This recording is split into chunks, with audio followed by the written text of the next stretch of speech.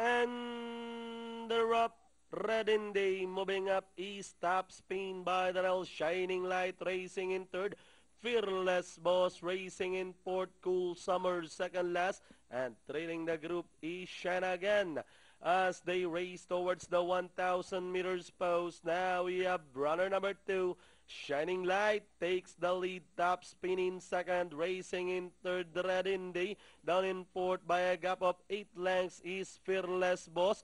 Cool Summer remains second last, and Shine Again. As they race at a fourth turn, Shining Light leading the field by half length. Pressing up Nawari outside is the favorite.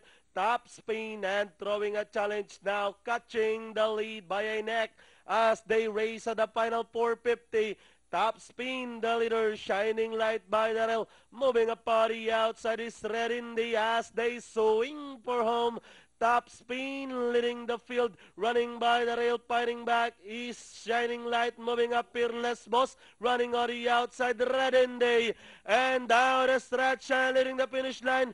Top spin by about 2 lengths. Fearless Boss running by the rail, Red Indy, sorry, outside with 50 meters. It's all top spin.